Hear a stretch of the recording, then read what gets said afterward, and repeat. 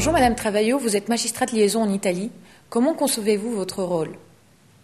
Le rôle du magistrat de liaison en Italie est un rôle traditionnel, comme le rôle des autres magistrats de liaison dans l'Union européenne, c'est-à-dire qu'il y a trois missions essentielles.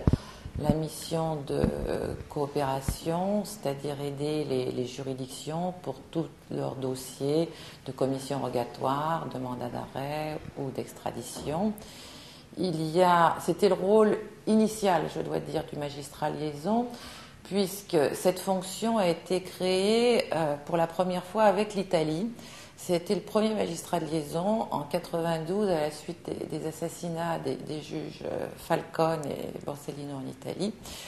Les Italiens nous avaient demandé de renforcer la coopération dans la mesure où ils estimaient que peut-être beaucoup de réseaux mafieux italiens trouvaient refuge dans le sud-est de la France et ils n'arrivaient pas à obtenir d'extradition de la part de la France et donc de ces mafieux italiens. Et donc, on leur a dit, on va échanger un magistrat de liaison, on va vous aider à faire ces demandes d'extradition. Et c'est comme ça qu'est partie un peu la fonction. Puis cette fonction s'est diversifiée, puisque aujourd'hui, on a d'autres demandes, une demande très forte de droit comparé, de benchmarking, puisqu'aujourd'hui, un ministre, sitôt qu'il fait une loi, sitôt qu'il réfléchit sur un projet, il a envie de savoir comment ça se passe dans d'autres pays pour savoir s'il y a des entreprises innovantes.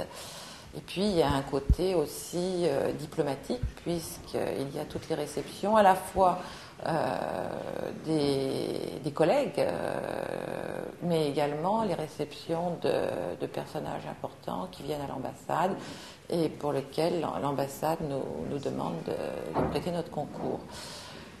Je dois dire que pour l'Italie, les fonctions se sont également développées puisque depuis la fin de cette année, je suis également compétente pour Malte. Il y a une compétence régionale en plus de la compétence sur l'Italie. Et une autre des spécificités, c'est qu'indépendamment de ces trois fonctions, c'est moi également qui m'occupe d'une organisation internationale qui se trouve à Rome, qui s'appelle Unidroit, et pour lequel, au conseil d'administration, nous avons cette année élu un Français, Monsieur Daniel Tricot, qui est ancien président de la Chambre commerciale de la Cour de cassation. Et cet institut ancien a pour effet de développer les bonnes pratiques en matière de droit civil et de droit commercial dans un certain nombre de pays du monde.